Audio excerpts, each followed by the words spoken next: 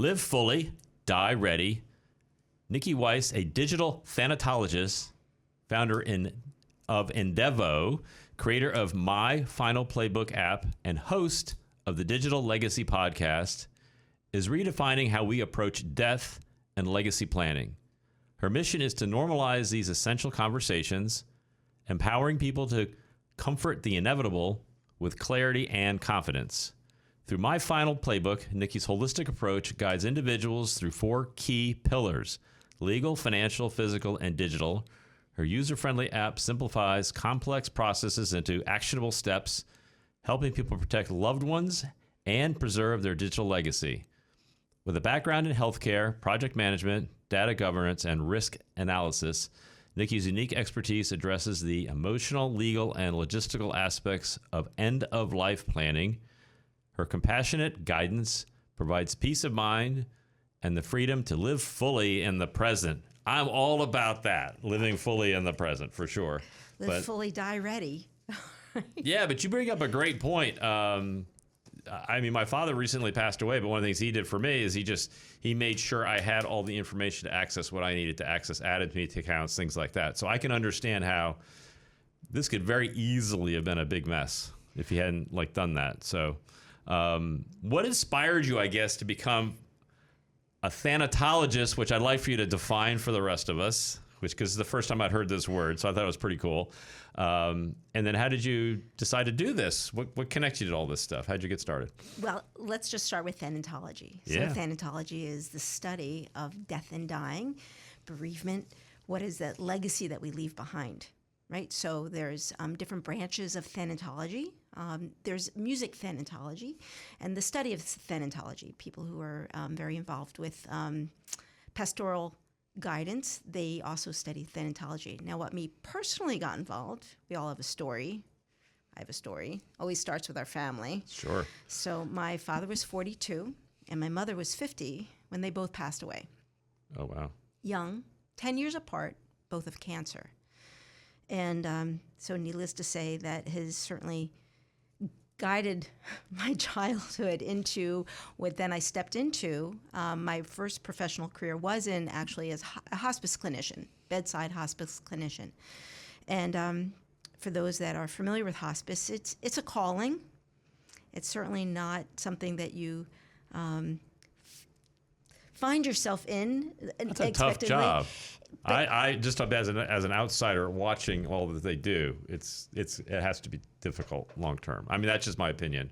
Watching from the outside. Yeah, I think I'm wired for it. Okay, that's good. And I would say, I'm one of 4 children, and I would say, as the youngest of my siblings, my other siblings are not necessarily wired for it. Although I have to say, my oldest brother is an estate attorney, so he does walk people through that experience. But bedside hospice, you'll hear many people say that there's a calling, there's angels behind some of the hospice clinicians. And as I said, I just feel that I was very comfortable with that population. I was with hospice for about 7 years. And then when I turned 40, I actually wanted to make some money. And so I took on the opportunity to step into project management.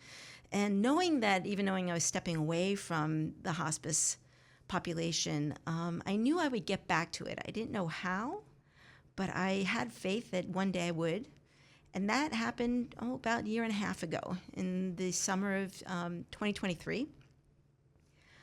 It started, believe it or not, with my dog.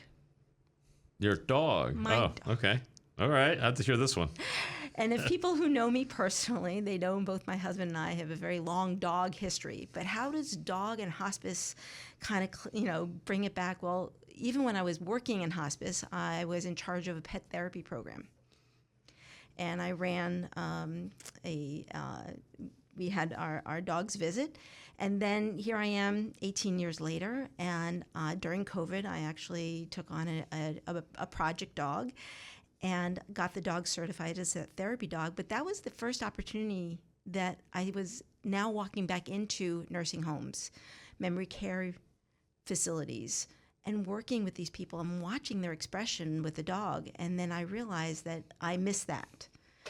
So I stepped back in. I knew, okay, I wanted to get back into this population. I wasn't sure how. And at the same time, my husband and I realized we had not looked at our wills since our children were in high school. And now they're in their 30s. Ooh. Lucky for me, I have a brother who is an estate attorney, and I got a good deal. And so we started walking through this is really complicated. Because it's not just about our wills. It is power of attorney, medical advance directives. For some states now, we're looking at death with dignity laws. It's available here in the state of New Jersey. I live in Pennsylvania. It's on the docket. Medical aid in dying. So there are a lot of complicated decisions that need to be made when it comes to end-of-life planning. And so it just all started coming together. End-of-life planning, life well lived, and I've been involved with, for the last 3 years, with blockchain, AI governance, and I just felt, how can I pull this all together? It's not just being bedside, but it is how to create this comprehensive end-of-life plan, and estate planning is just one piece of it. It's also, what do you do with your body? Now with the digital piece, that's when everything kind of started popping for me.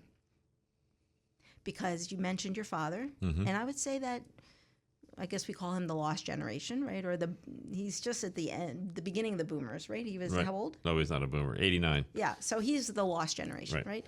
So for them, the digital aspect was really not part of his end-of-life planning process. He might have had a couple passports. He only got a cell phone a few years back, so I think it was mid-'80s when he finally got a cell phone. Was it a flip phone? Actually, I think he had a flip phone for a little while. And we had to get him a smartphone because he was on a trip once, and I think they needed the GPS feature, and he couldn't.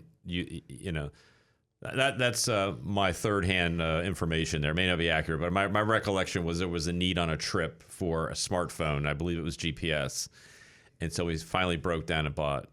But he barely used it. I mean, honestly, compared to what most people use it as a phone, basically.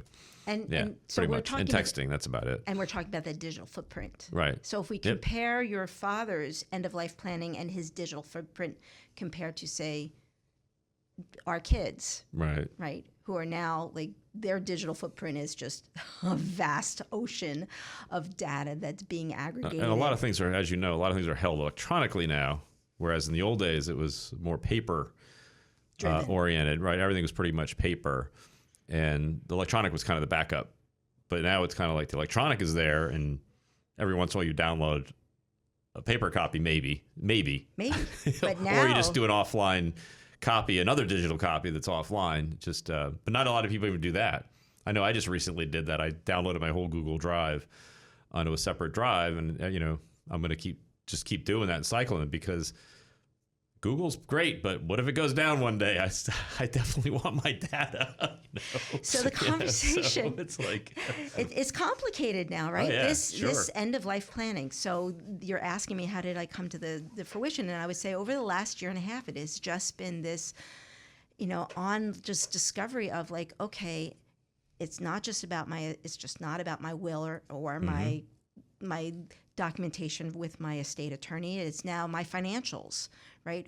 Did I set my beneficiaries up correctly? Where are all those insurance policies that I know are out there because I've gone from, different employers, all my retirement accounts? Like, everything is getting very spread out. It's not consolidated. Right. Where are all the passwords? So as I'm moving through this, wow, this is really complicated. And then I started asking people that one question. If you died tomorrow and your phone died with you, think about multi-factor authentication. Right.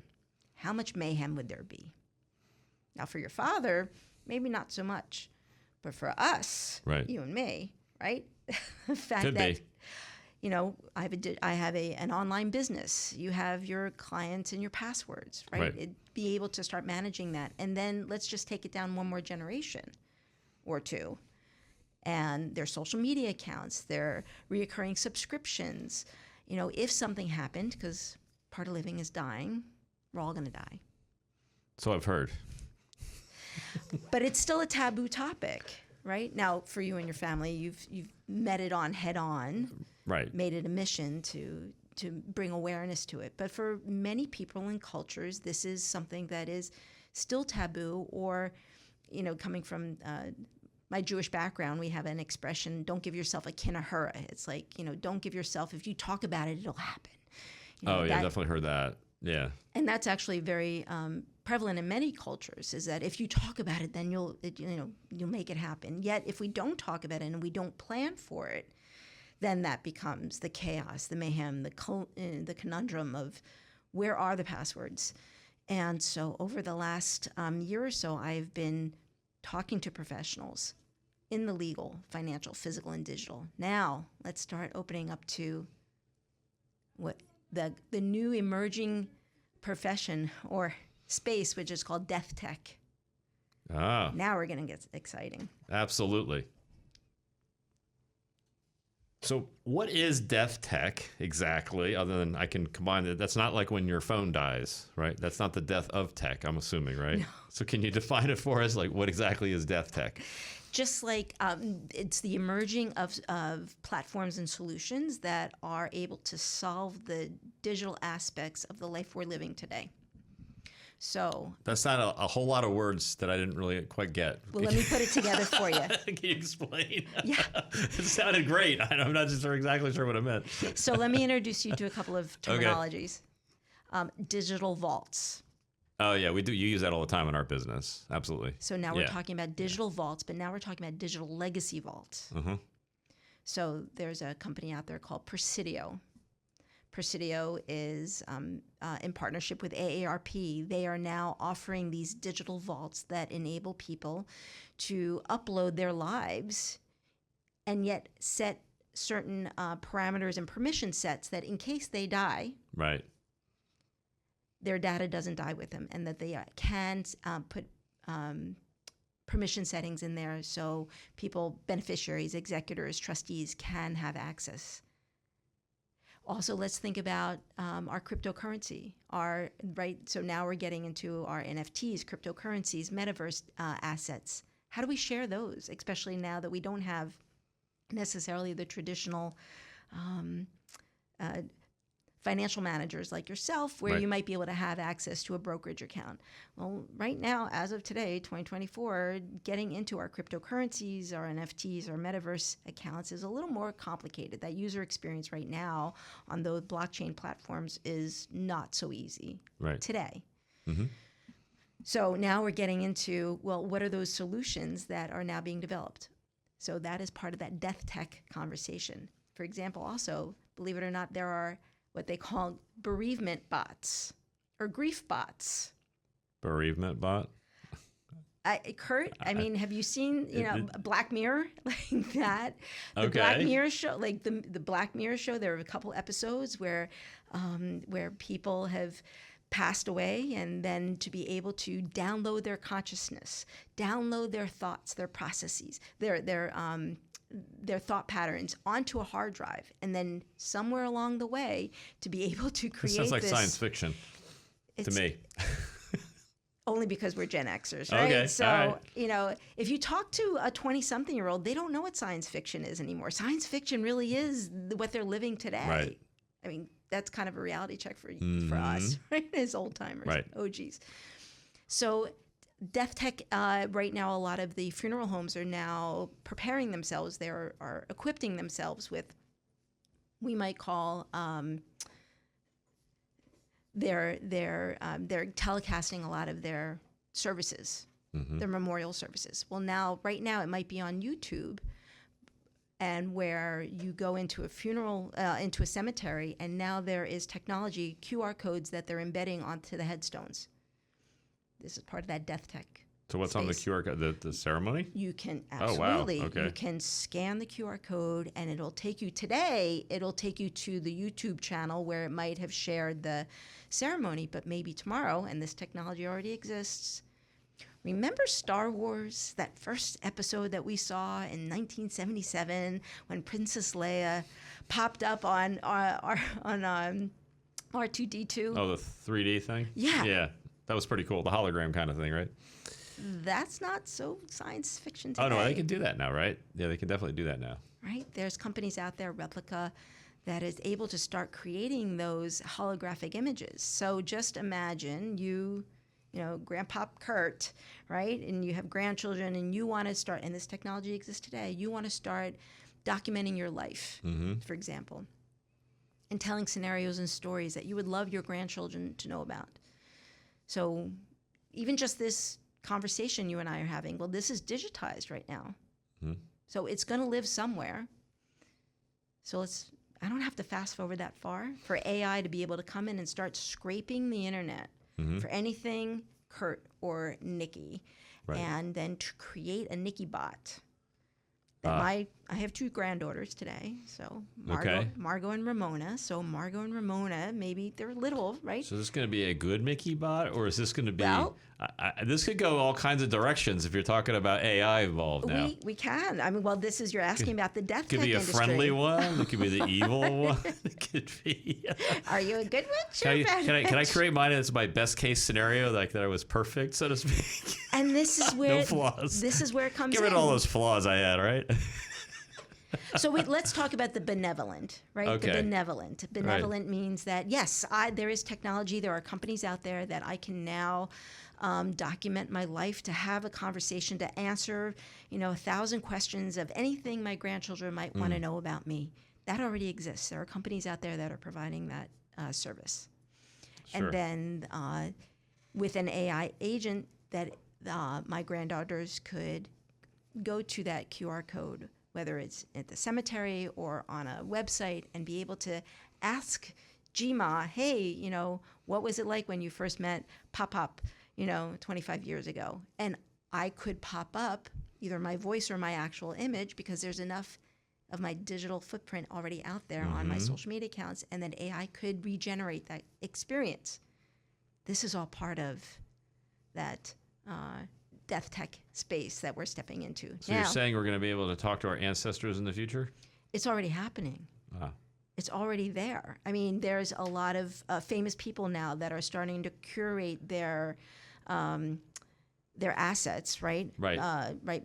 I mean, Michael Jackson, they reproduce him all the in. Well, I know they started adding, like John Wayne to commercials and things like that, and that was like a little freaky when it first happened. I remember that. You're like, I think he's not around anymore. No. He ended up in this commercial.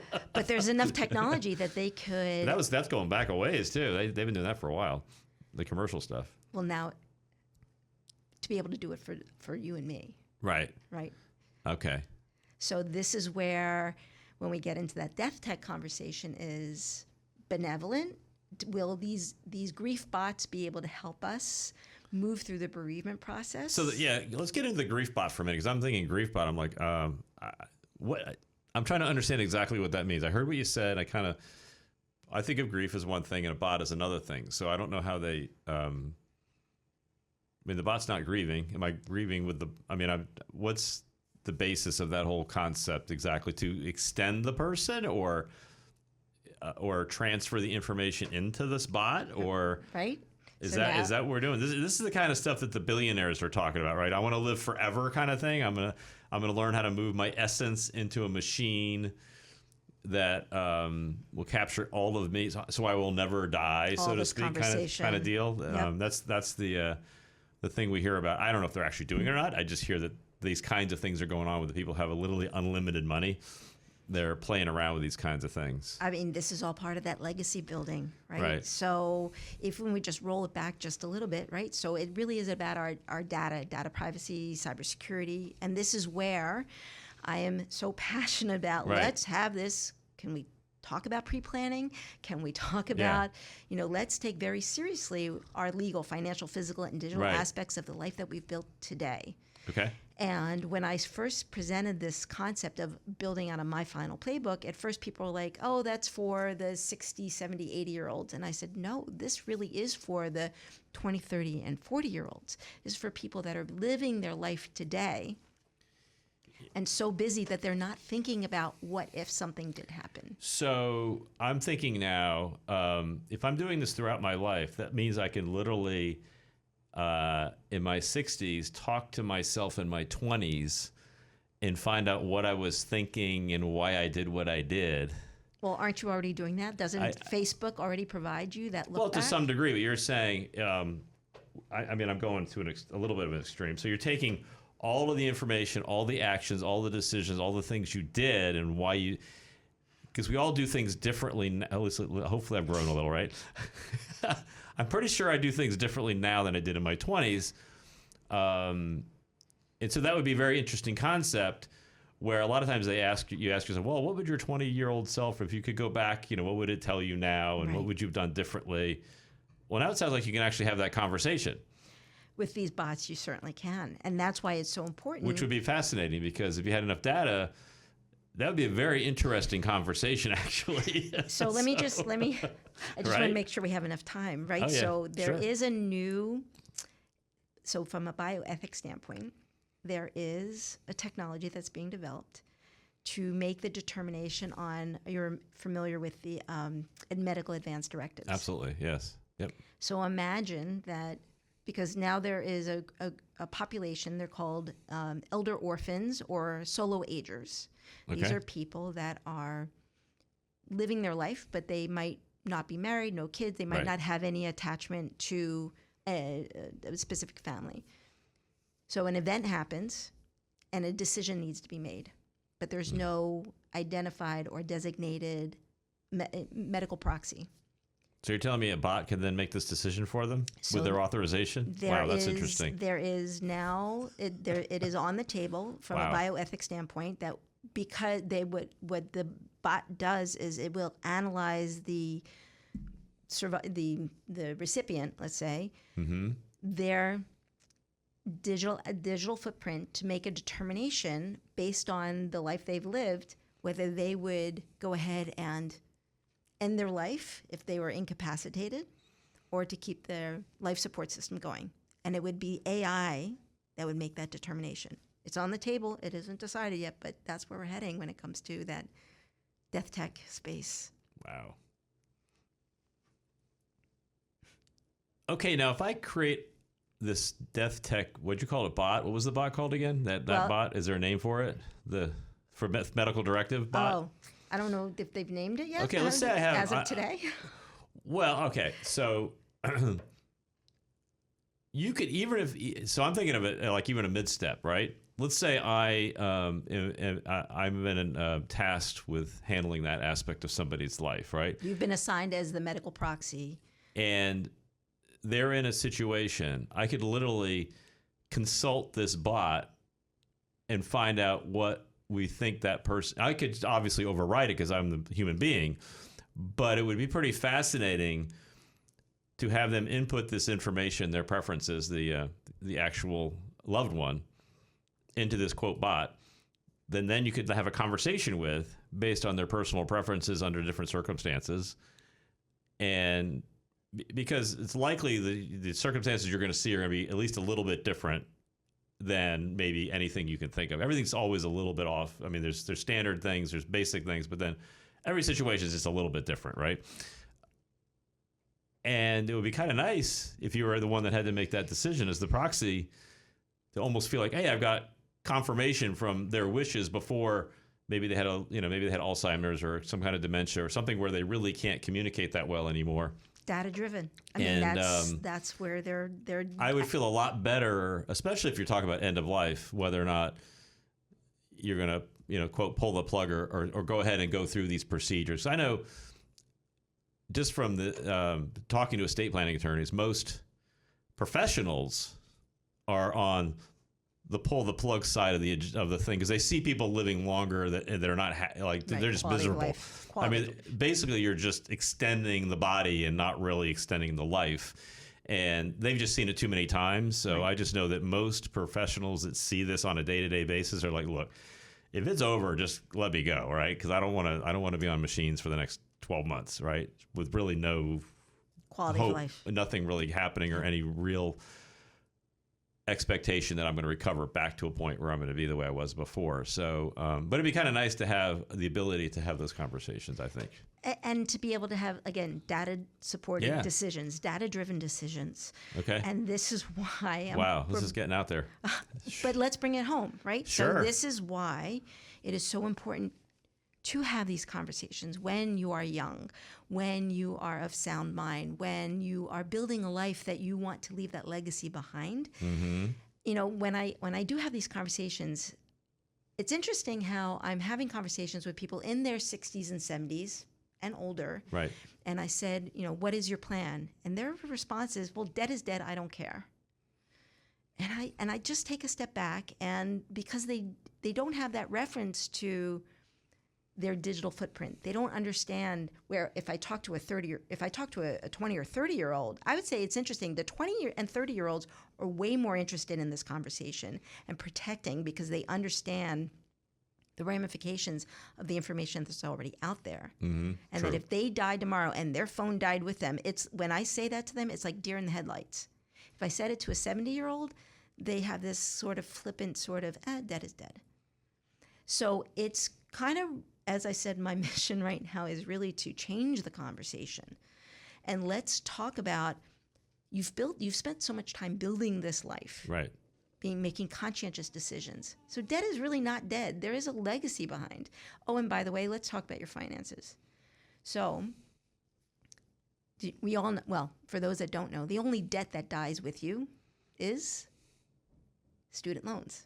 Oh, right. That's the only debt that dies with you. So debt is really not dead, right? So if you are making that decision on who is the executor or the trustee, who is going to manage those assets, whether they're assets or debt, that needs to be managed. It's going to go through depending on the state you live in, right? So probate versus, New Jersey versus Pennsylvania. But either way, the idea is that if you're spending so much time building your life today, why not offboard with as much intention and planning as you have while you're here? So we're back to that legal, financial, physical, digital. For those that you're leaving behind, as an estate planner or as a financial planner. So what are, for you, what are those big, where do you find the conversation with your clients gets a little sticky when it comes to end of life planning or legacy planning? Probably the challenge is you're going to have a couple challenges. One is sometimes people don't want to have the conversation, period. Or two, they don't want to have the conversation in a way that their heirs can actually carry out their wishes, right? So they'll hold too close to the vest, like their assets, the way they're set up structurally, because, and that's one thing you work on as a planner is you want to do multi-generational planning, because in spite of what especially older generation might think, and it happens in every generation, people just don't want to talk about their finances. But if you're disabled or deceased, somebody's going to step in your shoes, and the more informed they are about your wishes and how to actually mechanically carry out those wishes, the better that transition is going to happen. I mean, you talk to people about estate administrators or executives, whatever, executrixes or whatever it is, and you'll usually get two different responses. One is, oh, they had everything set up, no big deal, filed a couple things, and within a certain period of time, it was just done, right? And that's kind of my father, right? It's basically, it took care of itself. But your father wasn't divorced? What? He was remarried. He was remarried. Yeah. So there was a little bit of complexity with... There was some complexity, but it was all taken care of. So with the exception of one item, which was we knew we had to resolve. So, but then the other one is like, what a mess, right? And, I've talked to people that thought there was wealth in the family, and, then the breadwinner passes away, and now his spouse is like living in an apartment barely making ends meet, because there was no planning. There was no planning whatsoever. And that's sad because, one, it's sad that he didn't set it up. And two, it's sad that she didn't even know that was what was going to likely happen if something were to happen to him early in his life.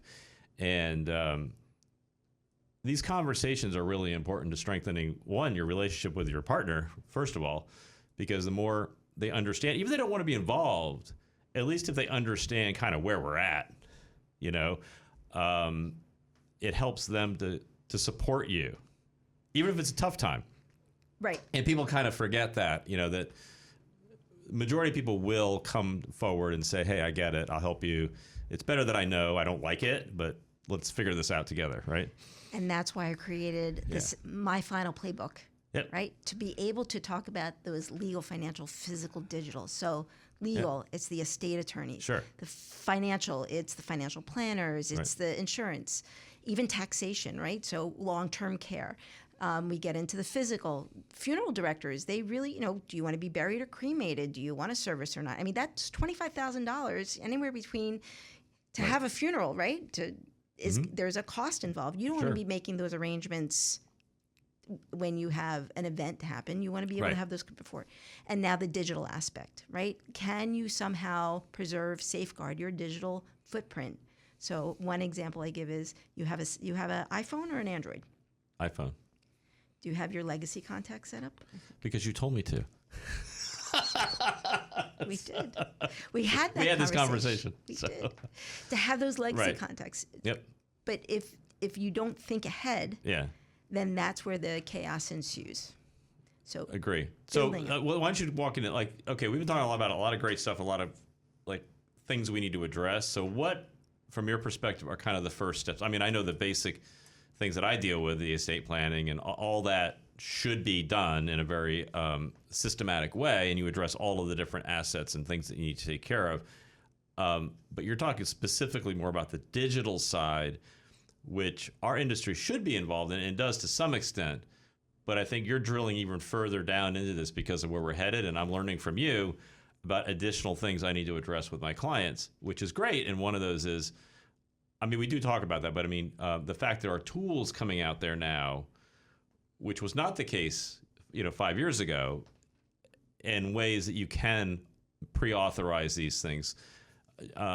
Just like adding additional people to accounts in case something were to occur, especially like a memory loss, things like that. Somebody can step in and assist with the management of them if you're determined that you can no longer manage your own accounts and things like that. Those are already kind of in place because, as many people are aware, know that that's a great place for thieves to come in and pull assets out when people are cognitive decline and nobody else is there to check it. But if you add somebody to it as kind of the break or the gatekeeper, so to speak, before the money gets transferred out, somebody else has to say okay. And some people don't realize the importance of that. I mean, for no other reason than that, you want to have somebody else involved in your accounts, because thieves are pretty smart these days. And they're very sophisticated, and there's no way to get it. Once it's out, it bounces around the world like 4 times and it's gone. And there's nothing, by the time you realize it, it's long gone. That's the problem. It's fast, very fast. 10 years ago, yeah. What was your password? What was my password? Right, exactly. Probably. I don't remember. No, but it was, right? 10 years ago, my password is my dog's name, 1, 2, 3. Yeah, I don't think I ever did that. I don't think I was ever that bad, but they were pretty basic, yeah, for sure. Right? Yeah. And now our passwords, minimum 12 characters. They recommend 15, and that's just, we're between AI, blockchain, and soon quantum computing. The way we manage our digital assets today is going to look very different, I'm going to say, in the next 2 to 3 years. Right. It's just we're going to be forced to get these digital vaults, the digital password management systems. Like, these are going to be, just like people are now putting the Nests and the cameras on their house and their home and the web, like, that is just going to be part of our day-to-day way of protecting. Where should people start? I mean, I use password software as well. So if something were to happen to me, they would have access to the master password to actually access pretty much anything I have, regardless of whether I had a phone or not, frankly. So what would be your recommendation? Like, what steps they take to make sure they're protecting what to do today? What they're ready to do now. Okay, so now, believe it or not, we're just going to bring it down to the basics. Mm-hmm. Who are the 3 people in your life that you trust? If something were to happen to you, we're going to die, we're all going to die, one of 3 ways. Either we're going to die sudden and unexpected, or we'll have that terminal diagnosis or condition, or like my father-in-law who's sitting in a nursing home just, waiting in God's waiting room. Either way, who are those 3 people that you can entrust? Those are the people that you are now going to start incorporating into your, just your in case of emergency card. Like, the first thing I want to say is you want things to be today, both physical, like write it down physical, but also digital. So you need to have a duplicate system, physical and digital, to create a physical system. So for example, and with that physical system, I know we're coming up on time. No, we're good. 3 people. Who are you going to trust? These 3 people. You're going to put them on your in case of emergency card, both your physical card and the digital card. Put it in your wallet, put it next to your car registration.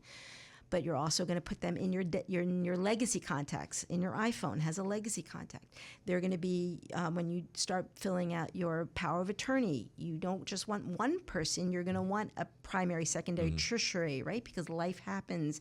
These are things you're going to have to start looking at on a regular basis.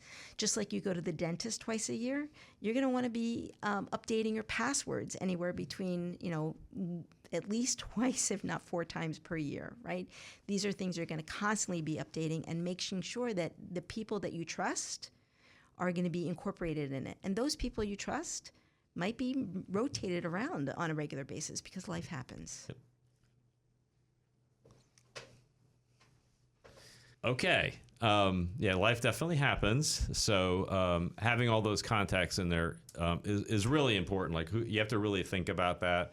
And I think that's one of the main things, just in general, estate planning does. It makes you sit down and really think about who handles my medical stuff, who handles my financial stuff, who's going to handle my digital stuff. And they're not always the same person. And it shouldn't be. And many times it shouldn't be. Shouldn't be. I'm a strong believer in that, if possible, you separate medical decisions from financial decisions, because that's it can get to be a blurry line. And usually one person's better at finances and one person's better at like understanding the emotional side of somebody as well. That's just what I've found, but it doesn't necessarily always true. And just to kind of close out, to bring it back home is that an advice is when you're assigning that the POA for financial, you do want to assign it to somebody that is responsible with money, right? Sure. That does have an acumen to be able to have those conversations. On the other side, from the medical advance directive, who you choose as a medical proxy, believe it or not, it is not advised for a parent to give a child the medical proxy. It is better to give somebody who is less emotionally attached to that person if there needs to be a decision made. So that's a piece of advice as a thanatologist. As a thanatologist, I give to people is like, if you're going to make decisions on who that person's going to be, understand, and that takes time, what your relationship is with that person and what that relationship, the person's relationship is with death and dying. If they're not going to be comfortable to make that decision, that to follow your instructions to end your life, then maybe that is not the right person. Yeah, that would be a tough decision to make for sure. It is. It's very serious. So it's better to have these conversations, whether, like I said, cremation or burial. Like these are conversations to have now, today, while you're of sound mind, knowing that with building out your final playbook, it's not written in stone. It's a live document. It's going to change. People are going to come and go in your life. You might give it to a child who then all of a sudden marries somebody you don't really know, like, or trust. So you might have to adjust that relationship as well. So, and that's why you need to update, because things change over time as well. So you have like a quiz that people can take, right? That's my understanding. Preparedness score. So what does that do? It's at what? finalplaybook.com/quiz, right? So if somebody go in and take this quiz, what might they learn about themselves or what they need to do? We'll go through questions on the legal, financial, physical, and digital, and to see how prepared you really are if something were to happen to you tomorrow. Okay. You will get a score, and then your preparedness score. What if I fail? score. What do I do now? Well, there's no failure, Kurt. We don't fail. We have an opportunity for improvement. Oh, it's not. Oh, my teacher never described it to me that way. Oh, guess what? You have an opportunity for improvement. It's a learning opportunity. And there's also, again, all of this is based on your beliefs. Right? Okay, sure. I mean, some people choose to leave chaos behind. Like, that's their choice. They're going to leave a hoarded house. They're going to leave their finances in a mess. Like, that is, for some people, like, they want to stick it to the family or stick it to those. That's a personal choice. Other people are very particular. They want to leave everything buttoned up, well-defined, well-documented, relevant to the point. So that has really come down to the belief of, how do you want to leave things behind? Well, I mean, you bring up a good point, because sometimes people that don't want to discuss things feel like they're doing their family a favor by not bringing up their own death, when in fact, they're doing them a disservice because they're not telling them what they want and how they want things done. And that was a blessing that my father was very clear about his whole life. We knew decades ago what his plan was. Wow. Exactly what he was going to do, even when he remarried and things like that. We knew exactly what his feeling was about legacy and about how his assets were to transfer. And so that was kind of nice, and it was, in retrospect. And this was somebody who, when I was growing up, never talked about finances. So to see that kind of change over the years where he got very, very specific about exactly what he wanted to have happen, and everybody knew. Right, but if he had died 20 years before. Well, it would have been it would have been more than that probably. Okay. But I mean, when I was young. So I think when we became adults and we became our own, on our own, my brother and I, so that's the point where he became much more willing to talk to us, I guess, because we were adults, apparently. Right. I don't think it was anything really particular other than that was just the time. Well, and that was pretty forward thinking for his generation, frankly. So, I have to say, I give him credit for that. And again, some people are wired to have those conversations. I have one of my brothers is not so wired to have this conversation. And he doesn't necessarily have a comprehensive end of life plan, even knowing that we both share a brother who's an estate attorney and would do it for a discounted price. And so I asked him, I said, Barry, I said, why don't you have this plan? Or what would it take for you to put the plan in place? Right. And his response to me was, when I have a diagnosis. I said, well, both our parents died at a young age. Diagnosis, it's too late then. Right. Then you're in the diagnosis. And honestly, that's what I found is, and I don't know the answer. I wish I knew the answer to this one, but I found most people get very serious about this when they see somebody they're close to, whether it's a friend or, somebody close in the family. When they kind of see this process happen once, they're like, I want to fix this because I don't want a big mess. Because until it actually hits you like that, but I've never found a good way to explain that to younger people who haven't seen it necessarily yet. I wish I had an answer because everybody's a little bit different. And you can talk about it, and bring it up until you're blue in the face. But until they kind of see something occur. Talk to them about their phone. Talk to them about their social media accounts. Talk to them about their reoccurring subscriptions. Those things. What if you lost your access to your Instagram account for 24 hours? What would that do to you? But that will evoke emotion and cause, that will I guess that's allow true. them to I hadn't thought of that. action. See, for me, it'd be like, whatever. I wouldn't care too much. Generational difference. It is. It's to me, it is the conversation around this. Look, I've been in hospice for over 30 years, and the hospice needle hasn't moved. People are still coming in. It's 6 months or less, and people are still coming in 6 days, 6 weeks. They're not. It is the digital piece that is allowing us to start to have. It's the reason you and I are sitting here today. If it wasn't for this digital component, it probably wouldn't be as relevant as it is today. Yeah, it used to be pretty easy. You would, you could access things directly if you had to through your authority as the executor of the estate and things like that. But now you literally have something that's encrypted to the point where the police have trouble getting into it, right? So you have to really think about that. The encryption is getting better and better and better, but you're also locking out people that you may want to have access to it. So you better plan ahead so the right people have access at the right time. Right. And so what is your solution to allaying the fears of the people like, well, if I give my my 3 favorite people access to this, what's to say I don't go away for the weekend and I come back and that's where they've done things I'm not really too happy about. That's where these digital vaults come in. Right? So I'm just let's allay their fears. I want you to go ahead and walk through that. What's to help with that? Well, certainly the conversation, right? Okay. So certainly having that sit-down conversation that, hey, I am thinking about this. I am planning. I do have the technology, right? These platforms like a Presidio that allows me to go in and assign certain permission settings and timing on those permission settings based on my wishes. And those, so there has to be a triggering event for them to actually have access to this? Correct. Okay. Also, let's talk about the physical piece, right? So now there are medical advance directives that are now available online. So people can go ahead and put their wishes online and then, again, be able to provide those permission sets based on the assignment of the decision maker. Okay. And that can be swapped out as needed. I know that, pre-planning for funeral homes, that's becoming a big thing right now, is that People want to know that they have. Here's the bottom line: when you don't plan and there is chaos ensued, it's time, money, and emotions that is going to be spent at the end. True.